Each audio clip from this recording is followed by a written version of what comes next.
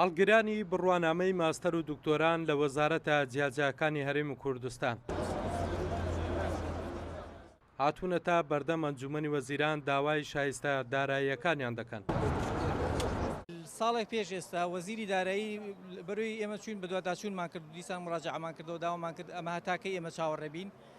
دیسان نووسراوێکی کردو بۆ سەرۆکاتی ئەنجومەنی وەزیران، ئەڵێ تکایە ڕەزامەندی بفەرمونون بۆی ئێمە دەستکەینەوە بە سەرفکردنی و پارانە بۆ مامۆستاکان بە پێی و شایستەی و حەقی خۆیان کە لە لێرە لە ناو فایلا هەیە و دەستنیشان کراوە هەرێکە و بڕی چەند مستحقی خۆیەتی.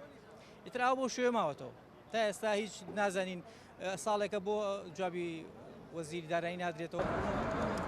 ئەنجومەنی وەزیران لە ساڵی 2013 بە بڕیاری ژمارە 61 پێدانی خەرجەکانی خوێندنی باڵای دەرکرد بۆ چوونە دەرەوەی وڵاتی ئەو خوێندکارانە، بەڵام باوتەی خوێندکاران بۆی شەڕی داعش و کەمبوونەوەی موچەی فەرمانبەران شایستە داراییەکانیان پێ نەدرا.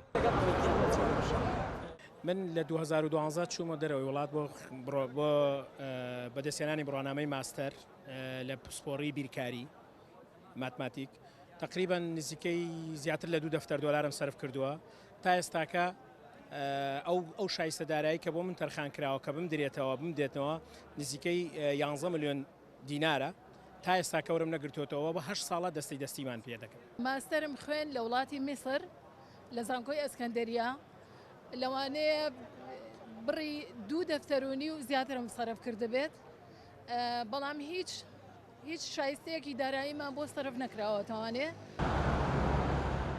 بەشێک لەو خوێندکارانە شایستە داراییەکانیان بۆ خەرج کراوە، بەڵام 7 ساڵە ژمارەیەکی زۆر لە هەڵگرانی بڕوانامەی ماستەر و دکتۆرا شایستە داراییەکانیان پێ نەدراوە. بۆیە ئێستا دەڵێن لەگەڵ باشبوونی دۆخی ئابووری حکوومەت پێویستە شایستە داراییەکانیان پێ بدرێت. هەڵگورد ئەحمەد، کورتساد نیوز، هەولێر.